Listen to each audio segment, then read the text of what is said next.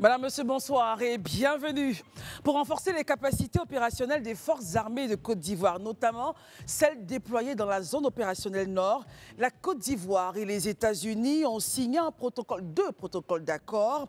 C'était donc le mercredi dernier, ici même à Abidjan. Ensuite, on parlera de la sécurité routière également, qui fera l'objet de nos débats. 194 000 véhicules verbalisés et 18 876 autres en fourrière. Merci d'être avec nous. Le Grand Talk démarre maintenant.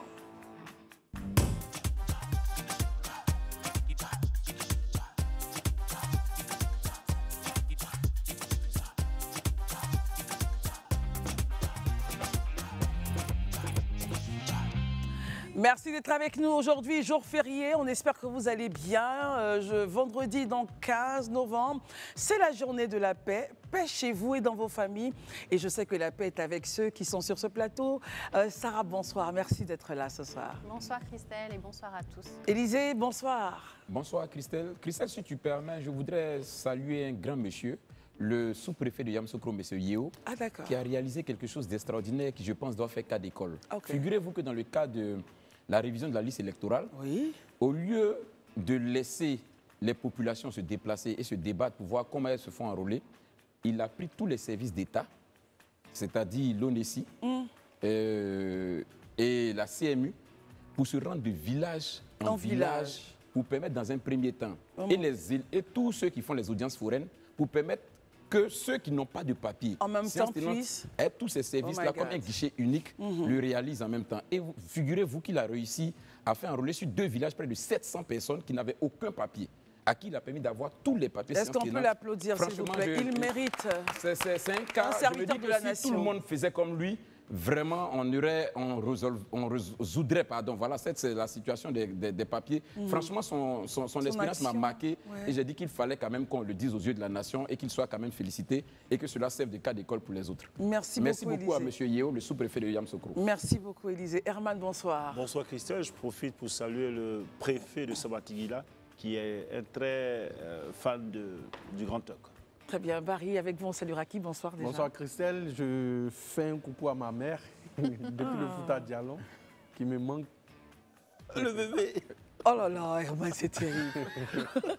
Un homme, même s'il a 100 ans, c'est un bébé pour sa mère. Reste une mère. Il n'y a jamais d'âge pour la mère, ça c'est sûr. Ça c'est clair. Et nous saluons tous nos téléspectateurs de l'intérieur du pays. Merci de nous suivre et surtout ceux qui sont à l'extérieur de la Côte d'Ivoire, qui regardent après le replay ou qui vont sur YouTube. Merci infiniment de nous suivre. Merci de votre fidélité à ce programme. On commence directement avec donc, notre sujet, notre premier sujet. Je parlais de cela à l'entame de ce temps d'antenne. La Côte d'Ivoire et les États-Unis ont signé donc 2 protocoles d'accord.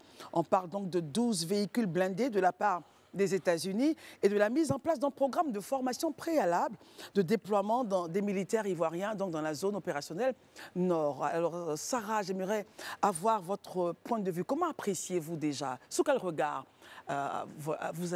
vous appréciez cette coopération manifestée par ces 2 protocoles d'accord? Alors c'est une coopération qui, à mon sens, est ancienne. Elle se renforce en fait au fil des ans. On se souvient, la signature du protocole, celle-ci en tout cas, elle intervient 12 mois à peu près après celle d'un accord sur le soutien médical en opération. Tout à fait. Il y a 8 mois avec la présence de 2 avions. Tout à fait. Voilà, et il y a 8 mois aussi, encore un autre accord autour de février sur le renseignement militaire cette fois-ci. Donc ce n'est pas nouveau, ça s'inscrit dans une certaine continuité. Mais on peut se poser la question aujourd'hui de se dire à partir du 20 janvier, date à laquelle Trump sera investi président, si ces accords tiendront quand même. On le sait très bien, quand une nouvelle administration arrive, souvent elle défait ce que la précédente avait fait. Bon, ce n'est pas toujours le cas, mais ça peut arriver dans certains domaines. On attendra donc le 20. Exactement. Donc, donc du coup, ça m'emmène à me poser la question de savoir si ces accords, en quelque sorte, ont une valeur juridique. Si on peut les défaire aussi facilement, eh bien oui, le protocole d'accord a une valeur juridique et engage les signataires à respecter les termes convenus. Alors évidemment, il peut y avoir des conditions suspensives, tout dépend comment ces protocoles ont été écrits, mais il n'est pas si simple normalement de le défaire ou de ne pas le respecter. Donc voilà, on est un petit peu prémunis de ça, sachant qu'on se souvient quand même sous l'administration de Trump, comment il qualifiait les pays africains et haïtiens et Haïti, je ne préfère même pas répéter le mot. En tout cas, le Trump de 2025 n'est certainement pas le même du Trump de 2016. C'est vrai qu'on connaît le président Trump pour être un président qui est quand même très axé sur sa politique nationale. C'est la nation, les États-Unis. L'Amérique d'abord. L'Amérique d'abord. Donc toutes les coopérations avec les pays étrangers passent en second plan. En tout cas, ces accords sont signés aujourd'hui. Ils sont légalement et juridiquement solides. Donc on verra bien comment. En tout cas, aujourd'hui, on peut, je pense, au vu des administrations qui défilent et de la fragilité qu'il peut y avoir parfois à ce que ces accords soient pérennes, de se dire qu'il est important quand même de développer plus de solutions endogènes, je dirais, à l'intérieur, qui sont internes. Alors, Élisée Boloubeu, à la suite de ce que Sarah a dit, et puis votre regard également sur ce réchauffement continuel, parce que ce n'est pas nouveau, des relations entre la Côte d'Ivoire et les États-Unis, même si Sarah estime que peut-être qu'avec l'arrivée de Trump le 20 janvier à la White House, à la Maison-Blanche, peut-être que ces accords-là pourraient s'effriter. Enfin, vous donnez également votre point de vue sur ce sujet-là. Ok, moi je note juste qu'au travers de ces protocoles d'accord-là, c'est le raffermissement en tout cas des relations qui existent entre la Côte d'Ivoire et les États-Unis. Déjà, pour votre gouvernement, souvenez-vous qu'en l'espace, je dirais de 10 ans, on a reçu 2 secrétaires d'État américains en Côte d'Ivoire. Oui, tout à fait. Hillary Clinton, je crois en 2015 ou 2017, 2015, pardon, et on a reçu Anthony Blinken en janvier 2024. Oui. Donc vous imaginez aisément que quand on sait que les secrétaires d'État américains sont, je veux dire, des leviers très stratégiques pour la politique extérieure américaine, les recevoir dans un pays, ce n'est pas toujours qu'ils rendent visite dans des pays. En recevoir 2 en Côte d'Ivoire au bout de 10 ans, je crois que c'est très significatif et ça montre là déjà une volonté des États-Unis de faire de la Côte d'Ivoire un partenaire stratégique dans cette présence qu'ils veulent en Afrique de façon générale, mais spécifiquement en Afrique de l'Ouest. Et on a encore en souvenance la visite, il y a quelques mois de cela, du haut responsable de l'armée américaine pour l'Afrique, le commandement africain, qui est venu et qui a même échangé avec le président Ouattara. Et ce n'est un secret pour personne. Aujourd'hui, la question est posée sur la table et elle est même en train d'être, traitée par les différentes parties. Mais la question de la base militaire américaine. En Côte d'Ivoire, après son départ du Niger, qui a souhaité en tout cas poser ses valises en Côte d'Ivoire, c'est pour montrer là justement qu'il y a vraiment une volonté des autorités américaines de raffermir davantage les relations qui existent avec la Côte d'Ivoire. Mais au-delà de ça, mais en même temps, c'était sous l'administration Biden et cette administration prendra fin bientôt, justement. C'est ça le point. C'était sous Biden. Oui, bon. Est-ce que Trump, qui n'est pas très politique extérieure, OK, mais Amérique d'abord, c'est vraiment la politique pour l'Amérique. Est-ce que vous pensez qu'on aura la même vitalité avec lui de retour à la Maison-Blanche? Moi, pour ce que j'ai observé de la politique américaine, en tout cas, les régimes changent, certes. Mais j'ai toujours remarqué que sur la question de la gestion de la politique intérieure américaine, il y a des divergences, que ce soit démocrates ou républicains. Mais très rarement, ils ont été extrêmement opposés sur la politique extérieure. J'en veux pour preuve, je vais dire, les conquêtes qui ont eu lieu dans le Golfe. C'était sous le régime républicain avec Bush à l'époque, au début des années 90. Mais quand le président, comment on appelle, Barack Obama est venu, Barack Obama, c'est sous Barack Obama qu'on a eu aussi un déploiement important d'effectifs américains dans le Golfe. Donc, ça veut dire qu'ils n'ont pas remis, c'est ça en cause. Donc, moi, je ne suis pas très sûr que sur la question de la politique extérieure, on ait des divergences assez fondamentales, que ce soit républicains ou bien démocrates. Je sais que sur les questions internes, et ça a été le cas, et c'est ce qui a justement basculé en faveur de Trump, parce qu'il a proposé des choses aux Américains qui concernaient leur vécu quotidien, qui les a vraiment intéressés. Donc, je ne pense pas qu'il y ait une remise en cause fondamentale sur ce qui a été fait, que ce soit sous l'administration Biden ou l'administration, comment dirais-je, de Barack Obama, que cela soit fondamentalement remis en cause. Ça, je ne pense pas. Et puis, pour terminer dessus, je pense aussi que cette signature d'accord vient matérialiser la volonté des autorités ivoiriennes de diversifier davantage leurs partenaires en matière de coopération militaire. On sait aujourd'hui que la Côte d'Ivoire s'ouvre vraiment à plusieurs pays. Comme je le dis, il y a eu la Chine, avec qui on a acquis du matériel, et même on a vu une compagnie défiler pendant l'indépendance. On a aussi des regards qui sont vers aujourd'hui les États-Unis, comme on le constate, mais il y a aussi Israël qui est là, voilà, avec qui on a une très bonne coopération en matière de renseignement, et d'autres nations, même Turquie et autres. Donc c'est dit aujourd'hui qu'il y a une volonté manifeste vraiment des autorités ivoiriennes de s'ouvrir vraiment en ce qui concerne la coopération militaire sur toutes les forces éventuellement qui peuvent l'aider, surtout qu'aujourd'hui elle est en proie à une véritable menace sur la partie septentrionale. Herman, votre regard sur ces accords-là, et puis justement sur la question de est-ce que Trump remettra en cause tous ces accords quand on sait que la question de l'AGOA est très importante, qui est une préoccupation majeure. Et puis pour l'année 2023, on annonce près de 23 milliards, je trouverai donc le chiffre, investis dans les relations africaines. Est-ce que ce montant ira encore? Alors on parle de 22 milliards de dollars en 2023 investis par les États-Unis pour les relations africaines. Est-ce que ce montant-là pourra encore être de mise quand on sait que les Américains ont beaucoup de préoccupations? Déjà un mot sur ce que Élisée disait tout à l'heure. On pourrait être totalement d'accord avec lui quand il parlait de, il n'y a pas de grande différence entre les républicains et les démocrates. En termes de relations internationales, politique étrangère de chaque, que ce soit démocrate ou républicain, mais il faut contextualiser. On sait la façon propre à Trump, qui souvent, qu'on peut la prendre de vitesse même, il surprend même ses propres camarades républicains. Donc il faut mettre ça dans la balance. Je ne crois pas que la même manière les Bush ont été engagés pour la politique extérieure parce que républicains, je ne crois pas que cet engagement-là, Trump va suivre cela parce que ce qui a fait marcher la campagne de Trump et qui l'a mené certainement à la victoire, c'est justement surtout sa façon de mener la politique nationale. Il a estimé que ses prédécesseurs, les démocrates, ont délaissé les vraies questions qui sont internes par rapport en s'occupant de tout ce qui est à l'extérieur. Donc, quand Trump dit qu'il s'en fout des autres pays, c'est pas parce qu'il s'en fout des autres pays. Il se dit qu'il y a quelque chose à faire pour les Américains eux-mêmes, les Américains d'abord. Donc, je ne crois pas qu'il va regarder forcément mettre assez de moyens dans l'interventionnisme américain, comme on a pu le constater à l'extérieur. Ça, il faudrait qu'on le précise. Maintenant, pour revenir au sujet, moi, je pense que cette défense accrue au niveau de la coopération, au niveau de la défense, là, ça peut créer un problème de souveraineté même pour la Côte d'Ivoire. Comment cela, Herman? Si on reste seulement sur l'aspect, parce que quand on regarde, qu'est-ce que la Côte d'Ivoire gagne? La Côte d'Ivoire gagne des appuis en termes de matériel, d'équipement et autres. Ça peut lui faire perdre en termes de stratégie militaire. Barry est là, peut-être qu'il va dire un mot. Lui-même, sa façon propre à lui. Comment vous dites lui-même, c'est la... Elle-même, la Côte d'Ivoire, sa façon propre à elle-même donc, forcément, les États-Unis vont avoir une influence. Autre chose, c'est qu'il y a quand même des inégalités dans le partenariat. Les partenariats de la Côte d'Ivoire et les États-Unis reposent largement sur la fourniture de matériel. Je viens de le dire. Donc, ils n'abordent pas nécessairement les enjeux plus larges de gouvernance militaire et de stratégie militaire. Je ne crois pas.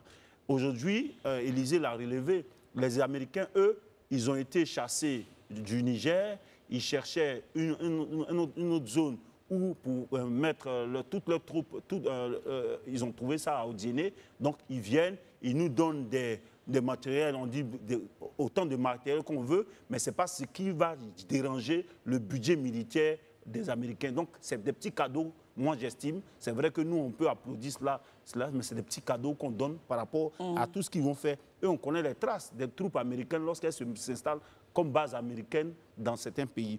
Et c'est quoi les traces, Herman? Quand elles s'installent, comme vous en parlez, éclairez nos lanternes. Non, c'est pas. Moi, je pense que cette revue historique-là, ou bien factuelle, je ne voudrais pas le faire ici. Très bien. Parce que ce sont des enjeux assez géopolitiques. Au niveau de comment ce partenariat ne peut être examiné sans prendre en compte le contexte géopolitique national, la coopération renforcée entre les États-Unis et la Côte d'Ivoire va peut-être intensifier cette influence de leur regard sur les pays du Golfe.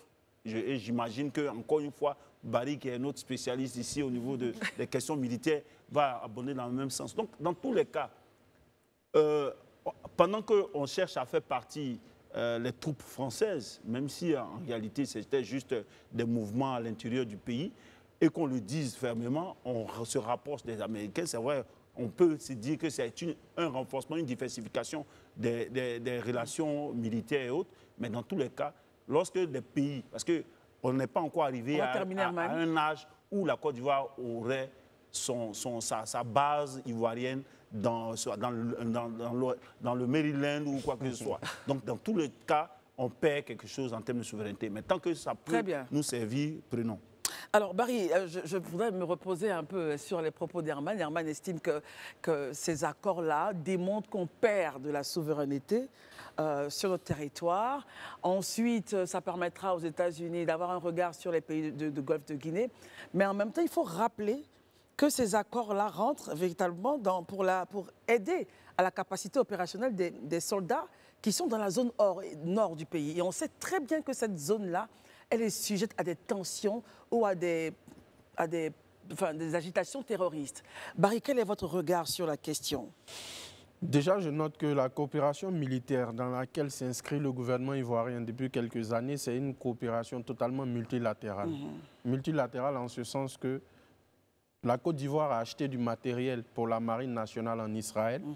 La Côte d'Ivoire coopère avec le Maroc dans le cadre des formations des unités spéciales, de la gendarmerie nationale et des forces spéciales. La Côte d'Ivoire coopère avec la France, c'est historique, tout le monde le sait.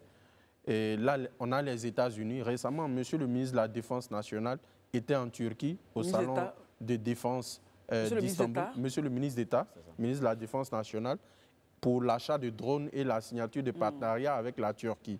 Donc, ce qui veut dire que la Côte d'Ivoire, comme il parle de souveraineté, Herman, je pense que... Est-ce que ça met à mal la souveraineté? Non, la souveraineté, c'est une question de processus décisionnel. On ne vous impose pas. La preuve, les États-Unis ne viennent pas unilatéralement prendre une portion de terre ici installée. Il y a une procédure. Et c'est le gouvernement ivoirien qui donne l'accord aux Américains. Donc, c'est une décision souveraine de la Côte d'Ivoire. À un moment donné, la Côte d'Ivoire peut dire aux Américains, bon, on n'est plus en aparté, on n'est plus en accord. Merci beaucoup de nous avoir aidés, mais le contrat s'achève là. Pour dire quoi? L'État ivoirien est celui qui décide de qui avec il coopère et comment il coopère. Maintenant, ce sont des questions de défense. Généralement, les questions de défense sont sensibles. On ne dit pas tout. On n'enquête pas sur tout. C'est clair. Parce que c'est une question de sécurité nationale. La Côte d'Ivoire est confrontée à des défis. La zone opérationnelle nord, c'est une zone frontalière entre la Côte d'Ivoire et deux pays frères, le Burkina et le Mali, qui sont touchés par le terrorisme. Et aujourd'hui, s'il y a une puissance qui est capable de former des militaires au combat spécial, ce sont les États-Unis d'Amérique. Parce que dans leur doctrine militaire, depuis la Deuxième Guerre mondiale, les unités spéciales sont mises en avant. Vous prenez les Navy Seals, les Rangers, c'est des unités combattantes d'expérience. Donc la Côte d'Ivoire peut s'inspirer du modèle américain pour construire sa politique de défense. Autre chose, si vous vous souvenez bien, le 7 août, vous étiez à l'antenne, on a parlé de l'industrie locale sur le plan de la défense. Il y a des drones qui ont été montés par les services du ministère de la Défense nationale et l'état-major de l'armée. Il y a eu une communication autour de ça. Pour dire que la Côte d'Ivoire ne lâche pas sa souveraineté, mais pour atteindre une autonomie stratégique, il faut coopérer avec des États qui peuvent vous appuyer. Autre chose, il y a le défi sur la côte lagunaire. Vous savez qu'il y a la piraterie maritime, il y a des bateaux qui viennent pêcher en haute mer dans les eaux ivoiriennes qui ne sont pas... On n'a pas les moyens de les contrer. Et là, aujourd'hui, la marine est en train de se doter de matériel pour contrôler la frontière maritime de la Côte d'Ivoire. Donc, au total, il y a des actions qui sont menées. Il y a des actions qui manquent de part et d'autre. Tout à fait. Et avec différents partenaires. Parce que la Chine, on a tous vu, avec les achats de matériel militaire et le défilé qu'il aurait cru quand on a présenté la Côte d'Ivoire comme un élément de la France-Afrique, voire un détachement chinois défilé. Il y a eu un détachement marocain une année. Donc, c'est pour dire que la Côte d'Ivoire s'inscrit dans une doctrine diplomatique multilatérale. Ami de tout le monde, ennemi de personne. Et le souffle de Boigny. Merci beaucoup. Alors, revenons un peu sur ce qui va se passer après le 20. Barry, je ne vous ai pas entendu là-dessus, mais je peux mettre, on va peut-être refaire... Bon, je ne sais pas si je peux... Bon, rapidement, allez-y. Moi, je pense que... Après le 20 janvier, qu'est-ce qui va se passer? Est-ce que Trump ira dans la même veine dans son que premier la politique passage, Biden? a eu des problèmes au niveau de son secrétariat à la défense parce qu'il a eu maille à partir avec certains anciens généraux, comme le général Kelly, ou je ne sais plus, qui était son secrétaire d'État. Donc, est-ce que Trump, comme Sarah l'a demandé, de 2017 est celui de 2025? Mais autre élément très important, le chef d'état-major de l'armée américaine, il est nommé pour 4 ans. Donald Trump ne peut pas le limoger. Et le Pentagone a une certaine autonomie en matière de coopération et de défense. C'est-à-dire que le président des États-Unis ne peut pas tout bousculer.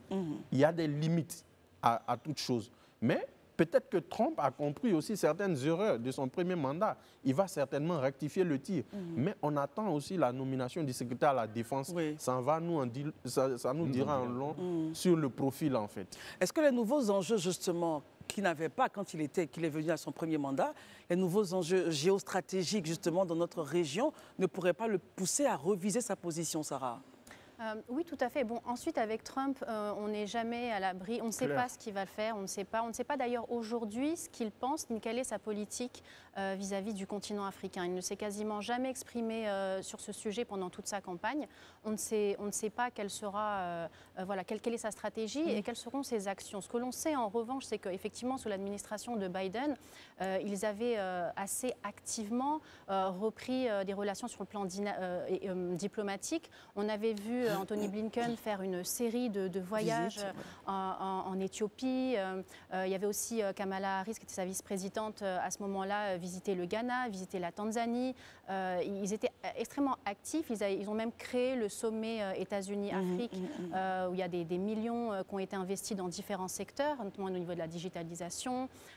Et bon, on sentait vraiment un revirement de situation. On sentait qu'ils voulaient vraiment créer des partenariats stratégiques, économiques avec énormément d'économies et de pays qui seraient aussi bénéfiques, parce que c'est du gagnant-gagnant. Quand on voit la Tanzanie avec des ressources naturelles qui sont extrêmement stratégiques dans le domaine des énergies renouvelables, dans le domaine des batteries, etc., on comprend l'attrait qu'il peut y avoir. Ça rentre dans un cadre de partenariat gagnant-gagnant. Avec Trump, on ne le sait pas. Sous son administration, il n'est jamais venu une seule fois visiter le continent. Sa femme était venue une fois, une visite de courtoisie, je pense que c'était au Kenya. Mis à part ça, rien du tout. Alors effectivement, aujourd'hui, vu le contexte, vu la position on a l'impression que le continent africain, c'est devenu un terrain de compétition pour toutes ces grandes puissances économiques. On voit la Chine qui est extrêmement présente et importante depuis une décennie maintenant. La Russie plus sur le plan militaire, etc. Donc, on pourrait dire qu'il pourrait y avoir aussi un attrait pour les États-Unis pour se positionner plus de manière géostratégique, mais peut-être pas. Avec Trump, on ne sait pas. En tout cas, il ne s'est pas du tout exprimé sur le sujet pendant sa campagne. Alors, quittons un peu Trump, la Maison-Blanche, et revenons à Abidjan pour parler de sécurité routière. Les chiffres sont là. Qu'est-ce que vous en pensez? Mais en tout cas, le directeur général de Lozère a fait un bilan satisfaisant. Donc, écoutez, voilà, nous avons 194 000 véhicules verbalisés en Côte d'Ivoire et 18 876 véhicules mis en fourrière.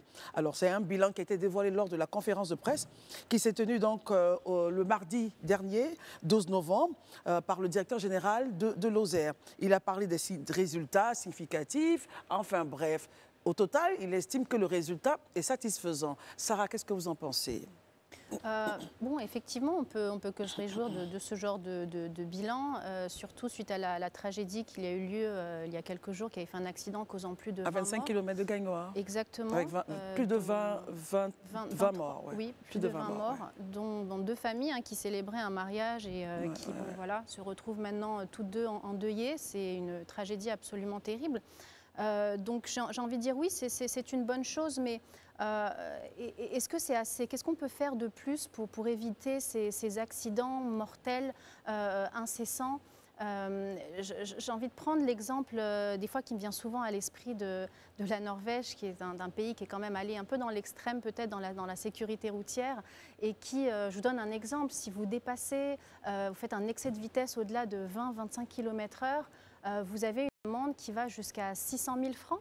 de francs CFA, 900 €. Enfin, c'est énorme. Et ça peut être suivi de 30 jours de travail d'intérêt général, 18 jours d'emprisonnement. Enfin, c'est sérieux. Il faut corser comme ça ici en Côte d'Ivoire. Moi, je pense qu'il faut corser un peu plus la situation. Parce que quand vous grillez un feu rouge, par exemple, ici, l'amende, elle est de quoi? Elle est de 2000 francs. Est-ce que la vie humaine... Enfin, je veux dire, ce n'est pas assez... il faut vraiment des niveaux de verbalisation qui soient dissuasifs, qui soient efficaces. Donc, au-delà de ça, je pense qu'il est aussi très important que l'on revoie aussi les conditions d'obtention du permis.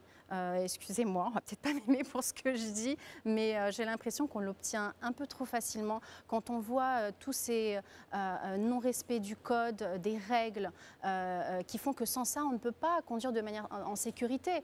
Il y a l'incivisme également qui est très important, et les excès de vitesse. Très bien. Donc, sur ces 3 domaines, on doit travailler de manière un peu plus virulente. Et la verbalisation, pour moi, à la hauteur du préjudice causé, est importante pour qu'on voit des chiffres. En Norvège, justement, parce que je citais cet exemple tout à l'heure, ils ont diminué de près de moitié en moins de 10 ans les nombres d'accidents sur la route. Donc c'est pour dire que ça fonctionne. Très bien. Élisée, est-ce que vous êtes d'avis avec Sarah qu'au-delà du satisfecit, il y a encore des choses à faire, le civisme à respecter, et puis elle a parlé aussi des conditions d'obtention du permis quand même qui est regardé, Sarah, qui est regardé parce que les autorités ont mis en place un dispositif justement à ce niveau-là. Peut-être qu'il faut renforcer. Élisée, votre point de vue là-dessus? Ok. Moi, je suis totalement d'avis avec Sarah. Moi, je pense que sur l'aspect de la sensibilisation, du moins sur l'aspect de la sécurité routière, je crois que, honnêtement, en Côte d'Ivoire, celui qui dit qu'il n'a pas été sensibilisé, mais qu'il n'en a pas entendu parler, c'est justement et simplement faire preuve de mauvaise foi. Je pense qu'il faut passer à une autre étape. Là, on parle de vie humaine. On n'est pas juste en train de parler de gadgets qu'on va prendre dans un magasin. On parle de vie humaine. Et pour moi, la vie humaine n'a pas de prix. Il faut vraiment corser la répression. Moi, je dis honnêtement, vous voyez, regarde là, on vous dit ici que la semaine nationale de sécurité, c'est une initiative prise par le ministère des Transports à travers l'Office de sécurité routière, qui a démarré en février 2023.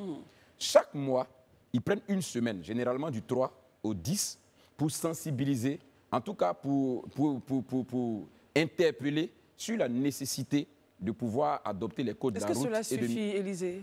C'est déjà un pas, parce que ça portait ses fruits. La preuve, vous-même, vous avez fait le bilan tout à l'heure.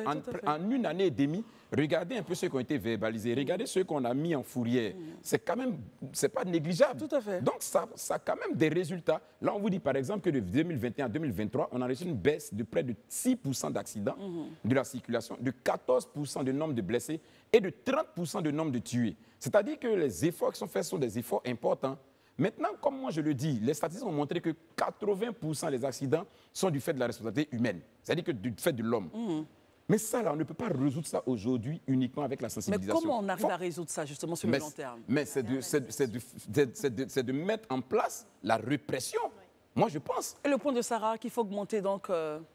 Il faut revoir au niveau de la tarification, justement, c'est ça? Voilà, c'est de corser vraiment la répression. Vous voyez, si on vous dit aujourd'hui, par exemple, vous faites un excès de vitesse, comme elle a dit, de plus de 20 km de ce qui est autorisé. C'est-à-dire, au lieu de rouler à 60, à 70 ou 80 en agglomération, vous partez jusqu'à 100 ou à 120. Si on vous dit que ça va vous coûter 350 000, je pense qu'on va réfléchir 3 fois avant de le faire.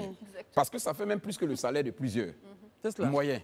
Donc, on va comprendre que pour un excès de vitesse, je risque de perdre même mon salaire du mois. Je ne vais pas le faire 2 fois. Si on dit, si tu as fait un accident, que c'est toi qui es le responsable, tu ne conduiras plus pendant au moins 10 ans, on te retire tout. On va même aller peut-être plus loin si tu ne fais pas attention. T'interdis même de passer les concours de la fonction publique. Mais je vous assure que tout le monde va devenir rec. Il faut corser en fait pour arriver à l'effet zéro. Ces États-là même où ils ont pratiquement 80 à 90% de leur population qui est lettrée, arrivent à prendre des mesures aussi corsées. Mais pourquoi on ne le ferait pas? Là où on a une bonne partie de notre population qui n'est pas lettrée, il faut qu'on leur fasse comprendre que ce qu'on est en train de faire là, c'est pour sauver des vies. Comme je le dis, on parle de vie humaine, on ne parle pas de gadgets qu'on va ramasser dans une boutique.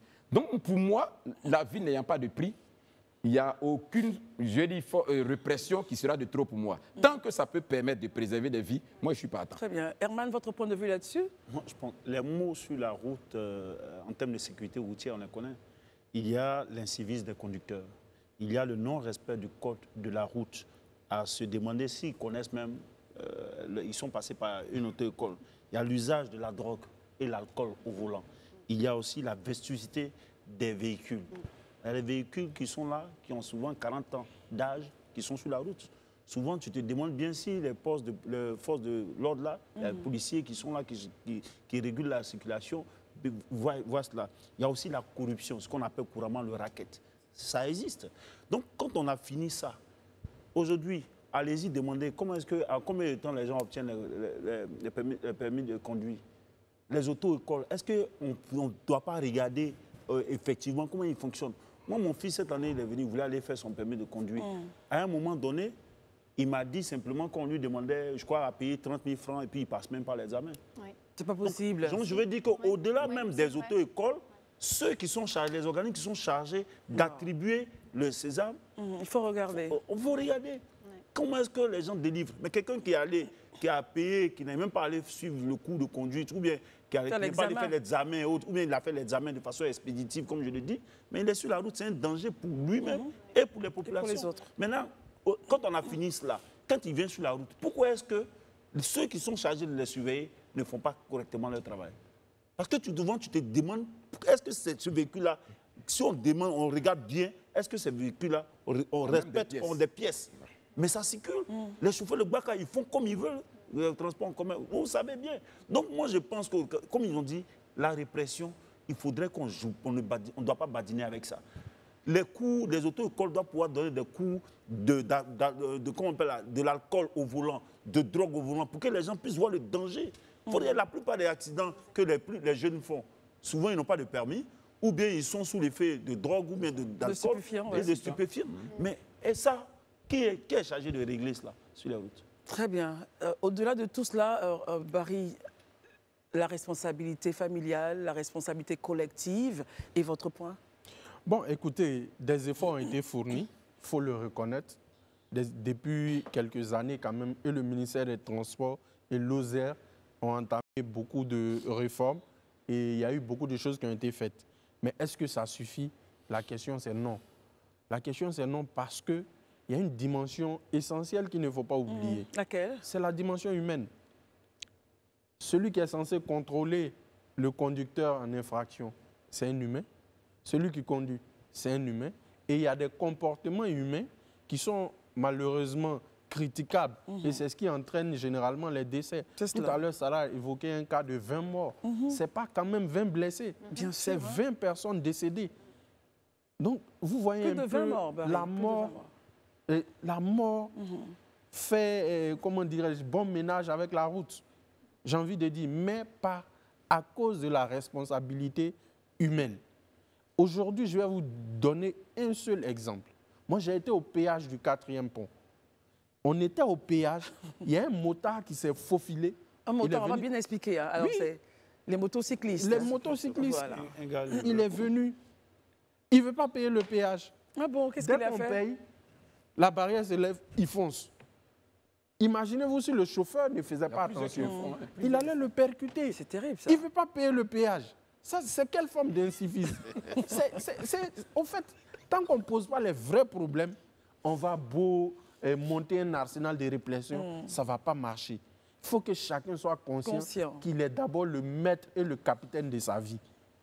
Et si vous ne comprenez pas ça, naturellement, la répression va s'occuper de vous. Moi, je pense qu'il faut renforcer, comme mes co-débatteurs l'ont dit, l'arsenal répressif. Parce qu'il y a des personnes aussi, c'est la répression qu'ils comprennent. Voilà, c'est ce qu'ils aiment. Très bien. Merci beaucoup, messieurs. Alors, on va recevoir maintenant, après avoir parlé donc des relations entre la Côte d'Ivoire et les États-Unis de sécurité routière. Pour terminer cette première partie, nous allons recevoir El Magnifico, promoteur culturel. Avec lui, nous allons parler de la distinction des acteurs culturels de la diaspora. Il y aura donc, on va voir un peu ce qui va se passer dans cette cérémonie-là. Pourquoi une telle initiative? Pourquoi les célébrer? Que font-ils? Qui sont-ils? Bonsoir, El Magnifico. Bonsoir. Merci d'être là. Merci. Alors, parlez-nous un peu de votre projet, de votre événement. Alors, il s'agit donc de l'acte d'Acide, qui est la grande cérémonie de distinction des acteurs culturels ivoiriens de la diaspora. Mais vraiment, toute la diaspora. Pourquoi cette initiative? Parce qu'on a remarqué qu'il y a beaucoup d'acteurs culturels en ce moment, depuis une décennie, qui se battent vraiment pour rehausser l'image de notre pays. Donc, on a décidé de les honorer, on a décidé de les faire connaître aux yeux de vraiment tout le monde. Et c'est ce qui nous a poussé vraiment à faire cette cérémonie de distinction. Pour passer la parole à Sarah, qu'est-ce qu'un acteur culturel? Est-ce celui qui se lève le matin, qui a un peu d'argent et qui décide d'initier un concert, de rassembler 2-3 artistes et puis voilà, on l'appelle acteur culturel, où il y a vraiment un profil à avoir? Alors, c'est la particularité de la DACID. Nous, notre slogan, c'est de sortir de l'informel. Donc, on veut sortir tous les acteurs culturels ivoiriens de la diaspora de l'informel. C'est pour ça que dans cette cérémonie, celui qui n'a pas de licence, celui qui n'a pas de cabis, qui n'est pas professionnel, n'est pas récompensé. Donc tous les noms que vous verrez dans les récompensés, dans les nominés, ce sont des personnes déjà qui ont compris notre projet, qui sortent réellement de l'informel, donc qui ont un cabis. Donc on ne veut pas les confondre justement avec celui qui se lève, qui a un peu d'argent, qui fait un produit. Ça ne nous intéresse pas. Très bien, Sarah. Bonsoir. D'ailleurs, je vous félicite d'abord pour l'organisation de cette distinction. Je pense que c'est très important pour l'image justement de la culture ivoirienne d'avoir ce genre de cérémonie organisée chez nous. Moi, j'aimerais juste savoir, derrière acteurs culturels, quel type en fait d'acteurs seront invités à cette cérémonie? Est-ce qu'il y aura des acteurs de ciné, des chanteurs? Est-ce que vous nous donnez un petit peu plus d'éléments sur les personnes? Alors par exemple, merci beaucoup. L'année dernière, on a récompensé par exemple Roméo de Meva. Roméo de Meva. Maître Souzano. Okay. Un peintre ivoirien qui fait la fierté de la Côte d'Ivoire, qui expose. Il a exposé même la semaine dernière à Manhattan, aux côtés de tous les grands peintres contemporains. Il a exposé à Dubaï, il a exposé un peu partout. Un Ivoirien que personne ne connaissait. Aujourd'hui, il est référencé au ministère de la Culture. Et c'est ça que nous, on veut faire voir. C'est pas seulement... C'est pour ça qu'on a mis le mot culture vraiment avec un grand C. C'est pas des acteurs, des membres de showbiz. Hein. C'est pas chanteurs, chorégraphes seulement. C'est bon de préciser. C'est vraiment peintres, sculpteurs... tous les artistes qui font vraiment la fierté de notre pays à l'extérieur. Très bien. Élisée? OK. Moi, je voudrais rebondir sur votre chute. Tous les artistes tous les acteurs culturels qui font la fierté de notre pays à l'extérieur. Aujourd'hui, est-ce que vous avez une idée exhaustive de ce que cela représente, ces artistes-là? Et puis, très souvent, quand on entend ces genres de cérémonies, la plupart du temps, c'est en France. Déjà, pourquoi le choix de la France? Est-ce parce qu'on a la plus grande représentation de la diaspora là-bas? Est-ce que ça prend en compte ceux qui sont aux États-Unis et dans les autres pays? Donc, ça me fait 2 questions. Merci beaucoup. Donc, nous justement, on a un acteur culturel qui sera récompensé, qui vient des États-Unis. On a Finlande, on a vraiment toute l'Europe. Je vais vous envoyer quelques spots, vous avez vu, les acteurs culturels qui viennent un peu de partout. D'ailleurs, l'année dernière, c'est Doudou Sticker de Genève qui a gagné, qui n'est pas à Paris. Donc, réellement, on sait qu'ils sont nombreux. On sait que on a les échos de ceux qui travaillent bien, déjà. Parce que quand je dis travailler bien, c'est vraiment des salles prestigieuses, c'est l'organisation même. Parce que ça finit à quelle heure, ça commence à quelle heure. On regarde tout ça. On regarde tout ça. Et d'ailleurs, si vous me permettez d'embrayer sur les critères... Oui, allez-y. Voilà. On a 3 niveaux de récompense. On a la DACID Espoir. C'est pour tout promoteur qui a moins de 5 ans d'activité, mais en organisant un événement d'envergure par an. DACID Espoir. Ensuite, on passe à DACID d'Excellence. Celui qui part de 5 ans à 9 ans avec la même structure. Parce que notre objectif, c'est de dire qu'on juge les gens sur la durée. Voilà. Dans un milieu, on a vu des promoteurs venir, ils font boum, pendant 2-3 ans, et puis on ne les voit plus. Donc nous, on veut juger les gens sur la durée, on veut récompenser ceux qui ont duré. Et ensuite, on passe à la DACID Premium. La DACID Premium, c'est ceux qui ont plus de 10 ans. Voilà, de présence. 10 ans de carrière ou de présence à ce niveau. Ok, d'accord. En organisant un événement d'envergure par an. Par an, très bien. Par exemple, on a eu l'année dernière Doudou Sticker qui avait 15 ans de son festival. Il y a Manu Tesseri qui a 20 ans de festival. Et Manu Tesseri, par exemple, c'est tout le temps, il y a Alpha Blondy, Kitkenja, c'est les grosses pointures. Les Maliennes, les Guinéens, Sekou Bambino, etc. Donc ceux-là font vraiment la fierté de notre pays. Et ce sont des personnes-là qu'on veut récompenser. Donc après la DACID Premium, c'est dans la DACID Premium qu'on choisit la DACID d'or. Celui qui obtiendra le terrain, le Graal en fait. Donc ce Saint Graal, Herman. tel que vous venez de développer, où est-ce que vous placez des jeunes comme les Gladions, le Mignon qu'on entend, et qui font beaucoup pour exporter l'image, enfin pour exporter nos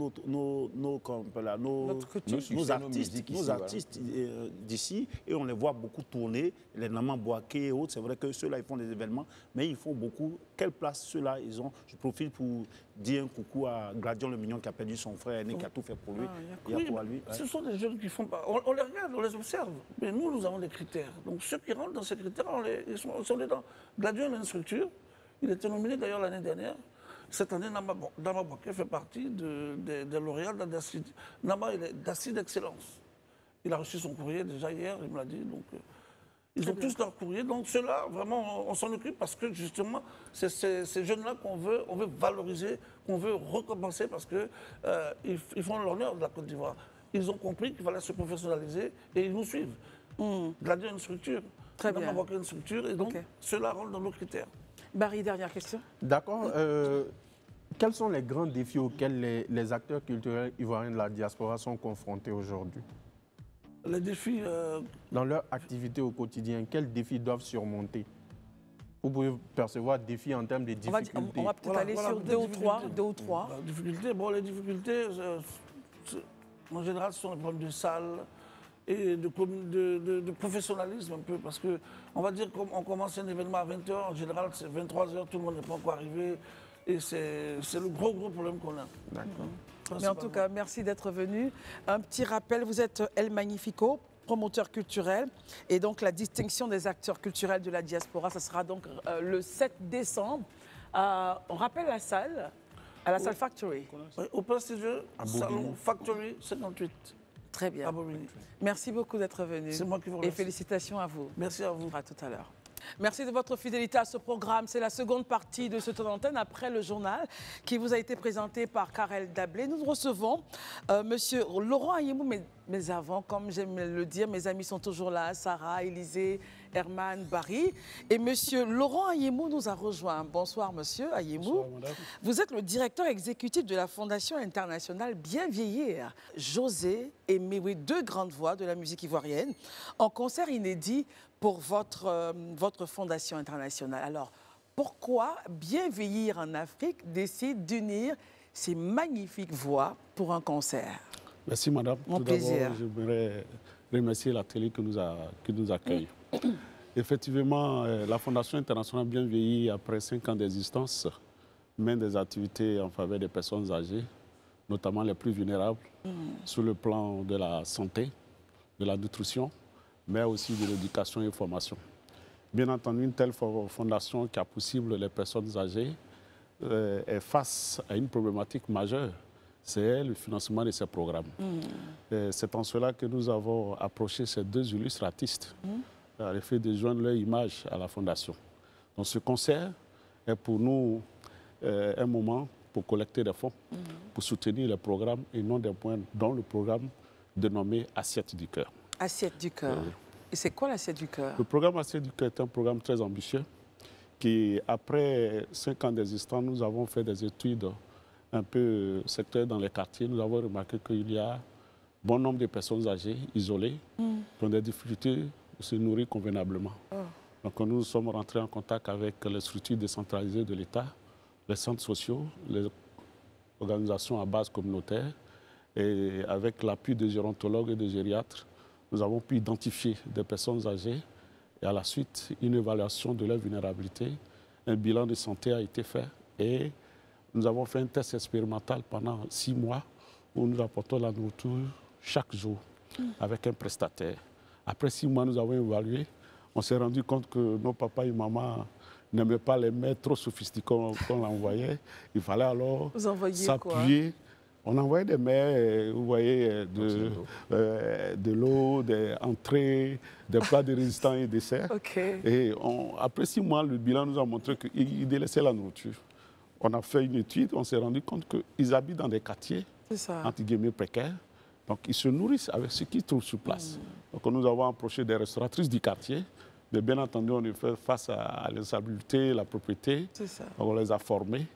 Et ces restauratrices permettent aujourd'hui de fournir des repas sains et équilibrés des mets de chez nous, comme vous connaissez, et ils ont apprécié. Donc cela fait presque 3 ans, avec plus de 18 000 repas que nous offrons chaque jour au quotidien. Chaque jour. Merci beaucoup. Merci et déjà bravo. Sarah, question. Merci Christelle. Dans le cadre de votre mission, je vois qu'il y a la création d'une université de 3e âge. Est-ce que vous pouvez nous en dire un peu plus sur cette initiative et en quoi ça consiste? Merci. On a tendance à dire que les personnes âgées en Afrique sont des bibliothèques. Donc nous tentons que ces bibliothèques ne brûlent. Pour nous, Fondation, pour avancer dans nos actions, il fallait s'appuyer sur des connaissances factuelles du terrain.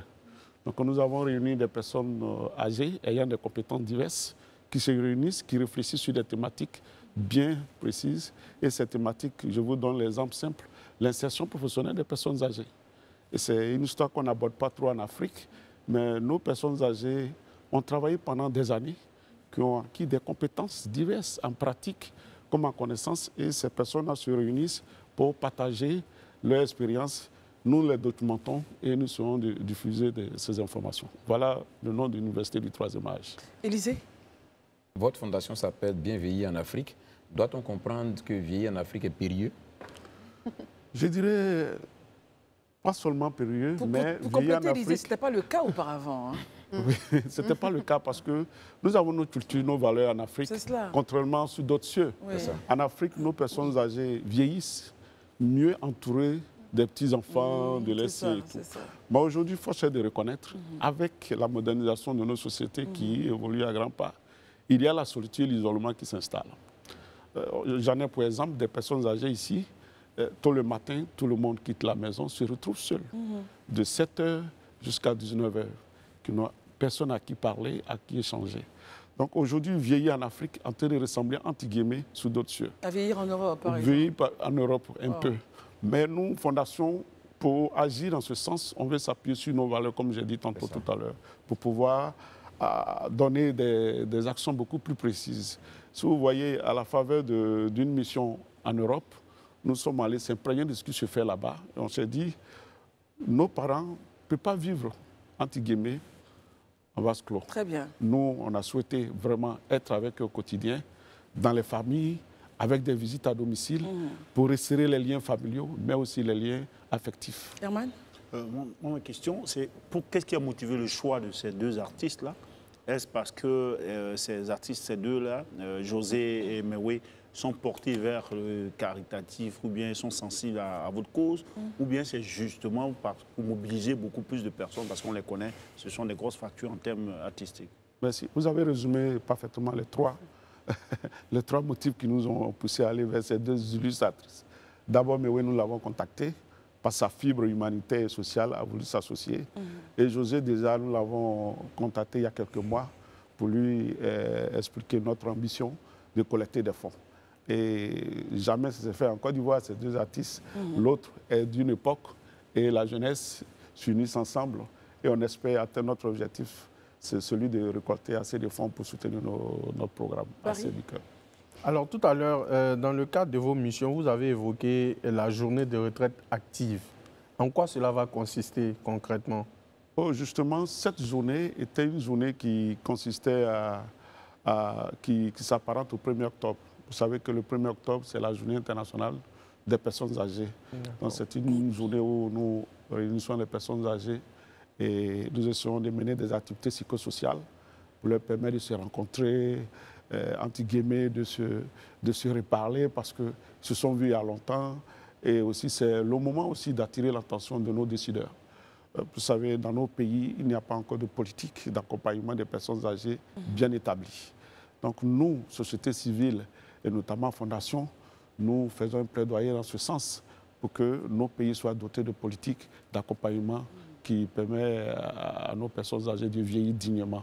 Très bien. Et on rappelle donc que c'est le 16 novembre. Est-ce que les tickets se comportent bien? Donc, oui, les tickets se comportent bien et nous voulons faire un appel ici à la population, jeunes comme personnes âgées, de payer leurs tickets et de venir à ce concert qui sera une communion totale entre les personnes âgées et la jeunesse. Elles seront là, ces personnes âgées-là? Oui, en l'occurrence, c'est la Fondation Régorge au niveau du conseil d'administration des personnes âgées qui travaille de manière bénévole. Elles seront là pour pouvoir travailler dans ce sens. Un dernier mot? Le mot, c'est un appel. Comme disait l'auteur, nos personnes âgées sont des bibliothèques. Et la Fondation, par sa mission, veut contribuer à ce que ces personnes âgées puissent vieillir dans la dignité et dans le respect. Je pourrais peut-être, à travers la vidéo que peut-être vous allez faire passer, des personnes âgées qui, par ces actions de repas de tous les jours, nous remercient, nous bénissent, et nous pensons que cela vaut la peine.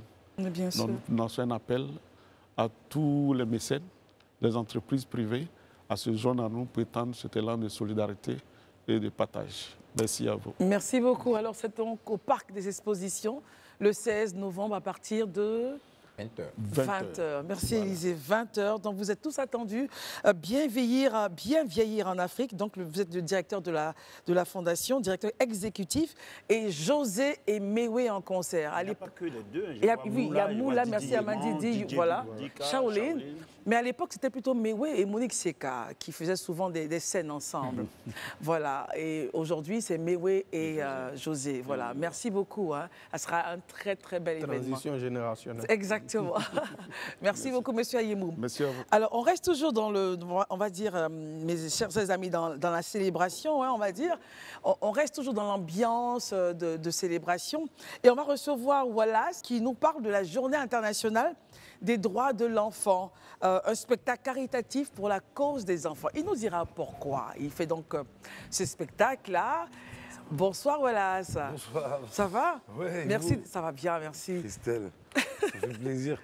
Mais moi aussi, ça me fait plaisir de vous recevoir ici, merci. Avec Sarah, Élisée, Herman et Barry. Alors, pourquoi un spectacle justement à la cause des enfants, Wallace? Ben parce que je pense que c'est important de faire des spectacles pour des causes. Ouais, et surtout, puis, vu ouais. que le 20 novembre, c'est la journée mondiale des droits de l'enfant, ben on a décidé de faire ce spectacle justement pour soutenir les enfants qui sont défavorisés, qui sont délaissés.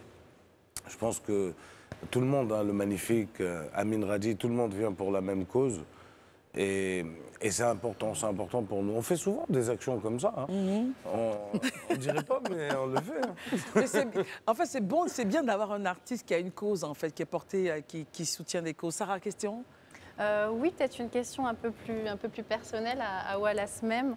On vous apprécie, on vous connaît beaucoup en Côte d'Ivoire pour votre humour et votre énergie. Moi, j'aurais voulu savoir comment vous est venue, en fait, cette envie de devenir comédien. Est-ce que c'était inné, c'est depuis toujours? Vous avez voulu être comédien ou un jour ça s'est révélé à vous? Moi, depuis toujours. J'étais à l'école, j'étais déjà le bouton train de la classe. C'est moi qui faisais rire mes camarades de classe. Les profs n'étaient pas toujours bon public, hein, ils me mettaient toujours dehors. et un jour, dans le bus scolaire, je m'en rappellerai toute ma vie, on était en 6e, j'ai un ami qui m'a dit, toi, tu vas devenir humoriste. Et il m'offre une cassette. On est en quelle année? Oui, merci. Oui. En 6e, on est en quelle année? Élisée, tu me mets dans les calculs? Bon, allons-y. Bon, c'est pas grave. Donc, on est en 6e. Allons-y. Oui, on est en 6e. Je pense que c'est une époque similaire, mais allons-y, on continue. Non, tu es beaucoup plus vieux. Faut jamais penser que c'est similaire. Merci. D'accord. Et il m'offre une cassette, donc tu vois que je suis aussi vieux, VHS à l'époque. Et VHS, tu as connu ça? Oui. Herman, où pour rembobiner la avec le stylo, oui, c'est ça. Et c'est la cassette de Gad Elmaleh, le spectacle La vie normale. Ah, oui. Humoriste français. Marocain. Marocain. Il n'a jamais été français, il ne sera jamais français. Ah bon? On a tout. Français. Moi, j'ai toujours pensé qu'il était français. Pas du tout. Il n'a pas la nationalité même. Comme on l'a connu sur les scènes françaises et ça, tout, voilà. Donc on a toujours pensé qu'il était français. Contrairement à moi qui suis ivoirien, lui, il n'est pas français. Et donc, cet humoriste d'origine marocaine, Gad Elmaleh, je regarde son spectacle et je tombe amoureux de la scène. Et je vais chez en one-man show? En one-man show. Ouais. Et je vais chez mes parents et ma mère, à l'époque, qui est avec moi, je lui dis, moi, quand je vais grandir, là, je vais faire comme lui. Gad. Et donc, je revois la cassette, je la revois au point où je m'accapare carrément les spectacles, les sketchs. Et je commence à les jouer à la maison. Et en 6e, toujours, on a une prof de français qui va faire une pièce de théâtre, Les Fourberies de Scapin, et elle va me donner un rôle. Je monte sur scène et je descendrai plus jamais. Ça y est. De là... C'est parti. Ouais, c'est parti, ouais. La piqûre. Très bien, Élisée.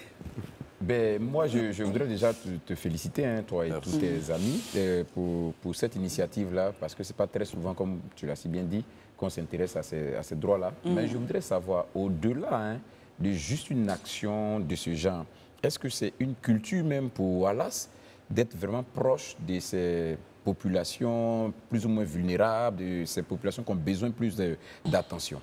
Alors, oui, je vais vous expliquer. Ce spectacle-là est une idée de Yasmine, que je salue au passage, de Vitamine, qui, elle, est très engagée pour cette cause. Moi, à l'époque, Élisée, il faut savoir qu'on faisait avec un magicien qui s'appelle Tom, que vous avez peut-être connu, qui était ici en Côte d'Ivoire, Tom le magicien. Chaque mois, on partait dans des orphelinats et on offrait des spectacles. Super. On offrait des spectacles gracieusement. Gratuitement. Tu vas pas faire dans un orphelinat, c'est pas la même version en tout cas. Et tu vois, et on le faisait vraiment pas pour les... D'ailleurs, vous verrez que j'ai jamais publié ça parce que je pense que c'était pas utile selon vous.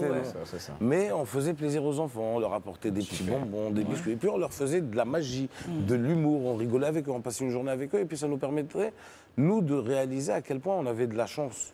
Parce qu'on n'est pas toujours conscient de la chance qu'on a. C'est clair, c'est clair. D'être là, sa tablette, tout ça, alors qu'il y a un enfant qui, quand il a un biscuit, pour lui, c'est comme s'il a eu la dernière tablette, tu vois.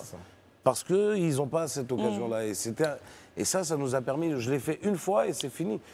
J'ai eu envie de le faire à chaque fois parce que on apporte quelque chose pour eux qui est pour nous c'est rien, c'est quelques heures. Un rayon de soleil dans la vie. Mais pour eux c'est un gros souvenir qui va rester toute la vie. Ah oui, même à nous, même nous ça reste des souvenirs incroyables. Il y avait une vieille à l'époque, paix à son âme, qui nous a quitté, une vieille française qui faisait énormément ça, qui récupérait les enfants de la rue. Elle faisait des orphelinats et puis on allait la voir. C'est elle qui nous amenait dans ces orphelinats-là et puis on rencontrait des enfants qui étaient bien traités et tout, qui après étaient mis dans la société, ils avaient des métiers, elle leur enseignait, elle leur apprenait à écrire, à lire, etc. Super. Donc ouais, c'est important. Moi j'aime ça. Barry. D'accord, voilà. Est-ce qu'à travers ce spectacle-là, il y a d'autres perspectives? Peut-être, par exemple, la mise en place d'une fondation. Tout à l'heure, on a reçu un monsieur d'une fondation. Bien vieillir en Afrique. C'est dans votre perspective? Bien sûr, on travaille déjà avec la fondation de Yasmine. Et puis, aujourd'hui, je pense que n'importe quel humoriste ou même artiste devrait faire sa fondation. Moi, je suis en train de créer ma fondation au Maroc. Parce que j'ai mon festival qui démarre du Maroc. Donc, je suis en train de créer ma fondation au Maroc qui va agir, Inch'Allah, je le souhaite, dans toute l'Afrique. Et je pense que chaque artiste ou footballeur, regardez Drogba, il l'a fait, tout le monde peut le faire. Puis c'est rien, tu sais, tu donnes un peu et les gens viennent, ils donnent. C'est pas toi seul. Hein. C'est que les gens aussi, il y a des gens qui viennent soutenir. Et qui viennent soutenir. Donc oui, je pense que il y a une fondation derrière et puis je pense qu'il y aura beaucoup de fondations. J'ai vu que vous avez reçu ce monsieur qui est venu parler juste avant moi. Fondation Bien vieillir. Bien vieillir en Afrique. Bien vieillir en Afrique. Ouais. C'est tellement important. Nous, chez nous, en Afrique, on a cette culture de garder les parents à la maison. Tu vois, alors qu'en Europe, ils ont cette culture de les mettre dans des maisons de retraite. Chez nous, on n'a pas de maison de retraite, normalement, à moins que je ne sois pas au courant. Mais dans notre culture, moi, le vieux, il nous a déjà garant. Hein. Et si un jour, vous êtes amusés, non, nous, on va au pire, on va au village, on va pas en maison de retraite. Donc, la fondation de Wallace, c'est bientôt. Inch'Allah. Mais on attend on attend de voir en tout cas cette fondation-là, ce sera magnifique. Alors, on revient au spectacle, c'est le 20 novembre. Exactement. Au Majestic. Il y aura le Magnifique. Il y aura le Magnifique, il y aura Amin Radji. Oui. Et puis il y aura moi-même. Amin Radji qui nous vient de France, qui est aussi d'origine marocaine. Vous remarquerez que les Marocains, c'est ceux qui font l'humour dans le monde. Hein. Mais pourquoi justement? Parce qu'on est drôle de nature, je crois. Au Maroc, quand tu parles avec quelqu'un même, il sait pas. C'est comme les Ivoiriens. C'est exactement ce que je voulais dire. Hein. Oui, je voulais dire. Il y a cette alchimie là, franchement. Ouais. C'est comme les Ivoiriens. Tu sais, les Ivoiriens et les Marocains, on a à peu près la même culture, la même éducation. On a remporté ensemble la CAN là. C'est ça. Ouais. Mais en 2025, ça reste là-bas. Hein? On va remporter encore. Qui ont? Tu n'as pas lu le contrat? Que ça soit le Maroc, la Côte d'Ivoire, c'est on. Mais donc, il faut laisser maintenant le Maroc va plomber aussi, ils vont dire on. Alors voilà, est-ce que les thématiques, parce que c'est des enfants, le public, normalement c'est les enfants. Alors pas que, non. Pas que les enfants. C'est beaucoup de bienfaiteurs aussi. Ah, c'est surtout eux. Parce que c'est des fonds qui seront reversés. Tu vois, si les enfants viennent qui ne payent pas, on leur reverse quoi? Non, les parents sont avec les enfants. Non, il y a les parents beaucoup. Il y aura quelques enfants qu'on va ramener, c'est sûr. Mais regarde les prix des places. Mais justement, alors, est-ce que vous allez shifter sur les thématiques pour que les enfants présents puissent comprendre? Ils vont comprendre. Ils vont comprendre. Non, mais oui, bien sûr, on va parler des thématiques, on va parler de... Par exemple, moi, j'aime beaucoup parler, surtout en ce moment, de l'éducation, parce que je voyage beaucoup en Europe, et puis quand je vois, j'ai vu des scènes, la dernière fois, j'étais dans un magasin de sport, et j'ai vu un mec qui dit à sa mère, je vais t'éclater. C'est pas vrai. Je te le jure, Christelle. À sa mère, hein. Moi, j'avais envie d'intervenir et puis il y avait ma mère à côté, elle m'a dit calme-toi, sinon je vais t'éclater. Ça, c'est normal. Ça, c'est normal que ma mère me... Mais c'est pas normal que moi je le dise. Non, mais c'est clair, c'est pas possible. Moi, le maximum que j'ai fait dans ma vie, quand mon père m'a engueulé, c'est de rentrer dans ma chambre et de prendre la porte et de la claquer et de l'attraper avant qu'elle se ferme, parce que sinon on va me botter. Et si par malchance la porte t'échappe et que ça claque, mais tu commences à préparer, j'ai pas fait exprès. Mais ça commence à changer malheureusement, c'est ça en fait. Non, pas en Afrique. Parce qu'en Afrique, on peut te frapper même si tu as 40 ans. Ton papa, il a le droit. C'est ça. Et tu sais, aujourd'hui, moi, quand je parle de ça en France, il y a des gens qui sont choqués. Ils me disent, non, mais vraiment, on vous a frappé quand vous... Ah bah oui, On m'a botté, on m'a pas frappé. Et ils pensent que les gens ont giflé, c'est frappé. Non, moi, jeté casserole. Les cordes nattées, tout ça là. Ils disent, non, mais ça traumatise les enfants. J'ai dit, j'ai l'air traumatisé. Très bonne question. Et aujourd'hui, en Europe, ton propre fils peut porter plainte contre toi et puis on vient te menotter parce que tu l'as giflé. C'est clair, aux États-Unis, hein, Herman, 911. Non, ouais. C'est terrible. C'est vraiment une scène à ne pas manquer, quoi. Il y a Amin Radi, voilà, c'est le magnifique aussi. On s'imagine que les gens... Regarde le petit temps qu'il a passé avec nous ici, enfin qu'il est en train de passer avec nous, on ne fait que rigoler. Mais plus sérieusement, j'ai lu quelque part que tu serais de Memni. Raconte-nous un peu. Je sais de Memni. Qui serait de Memni, Azim? Voilà. Okay. Je fais partie de la grande famille que de Memni. La grande famille quoi? Que. Que. Ouais, non, tu ne connais pas. Tu ne peux pas connaître si tu n'es pas de Memni. Enfin, c'est le nom de famille en fait. Que Herman? Oui. Que à Memni? Oui, il y a 6 grandes familles. Ils sont dans quel quartier justement? On a à Memni même. Oui, Memni, mais Memni, il y a des quartiers. Toi, tu connais quel quartier? Attends, Herman, attends. Toi, tu connais quel... Donne-moi un quartier de Memni. Moi, je ne connais pas. Non, tu ne connais pas si mais je me dis que dans tous les villages, il y a des quartiers. Non, mais sérieusement, en aparté, il était en train de me parler de mes oncles. Ok. Jean-Marie Doumi. Il a été le premier à sortir. Colonel Aïe. Moi, mon nom, c'est Aïe. C'est le colonel Aïe qui m'a donné mon nom. Mon frère, c'est Adou. Mon papa, c'est Aïwo. Ma maman, c'est Kousso. Ok. On est de Memni depuis toujours. Moi, quand mon père a vécu ses premiers événements malheureux, quand mon père est dans le commerce, et puis on vivait à Boaké, et puis quand ils ont cassé son magasin, c'est la famille de Jean-Marie Ndoumi, le colonel Aïe, leur papa Adou, tout ça, qui sont venus à la maison. Je profite pour t'inviter pour regarder aussi l'hôpital de Memni. Bon, d'accord, il ne faut pas qu'on chiffre de sujet. Non, mais c'est bien. Tu veux m'amener à l'hôpital là-bas?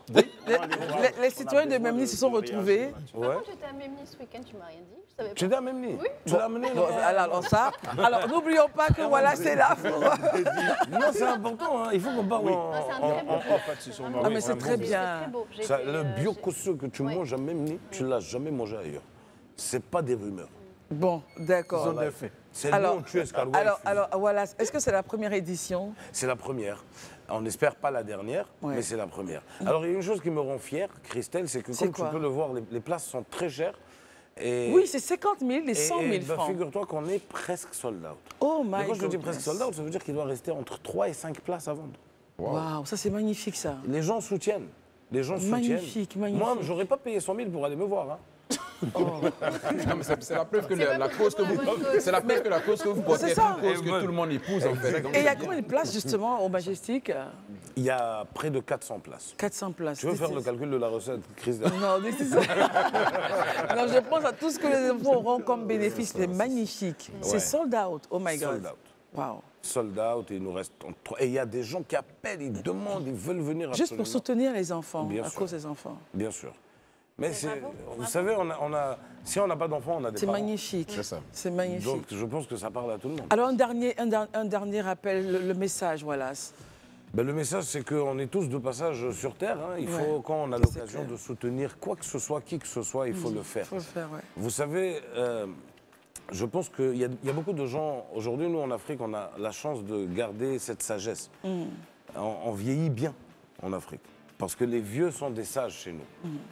Et un vieux, quand tu vas, d'ailleurs, on le dit, un vieux qui meurt en Afrique, c'est une bibliothèque qui brûle. Oui, tout à fait. En Patéba. Voilà, bien, merci Barry de citer l'auteur. Moi, j'ai jamais, je croyais que c'était de mon père. Hein. Mon père m'a toujours fait croire que c'est lui. C'est ton père. Et les sages nous ont toujours dit, même si on vous fait du mal, aidez ces gens qui vous ont fait du mal. C'est clair. Aidez-les parce que demain, ce sera des gens qui seront avec vous. Non, c'est clair. Et moi, j'ai toujours été comme ça, vraiment. Sauf si tu me fais beaucoup de mal, là, je peux te frapper, mais après, je t'aide. Oh, voilà. En tout cas, rendez-vous le 20 novembre 2024 à partir de 20h. C'est au Majestic, voilà. Et les passes, il reste quelques passes. N'oublions pas que c'est pour soutenir la cause des enfants. Et comme il a dit, tant qu'on peut aider, il faut le faire. C'est important. Les enfants, vraiment bravo. Merci. Et bravo à toutes ces personnes qui ont déjà pris leur ticket. Exact. Merci Wallace d'être venu. Mais merci à vous de m'avoir reçu. Sarah, on a terminé. Bonsoir, merci. Oui, bonne soirée à tous, merci. Élisée, merci. Herman. Bon week-end, Christophe. Barry, bon week-end à vous. On se retrouve lundi. Les programmes continuent sur Live TV. Bonsoir.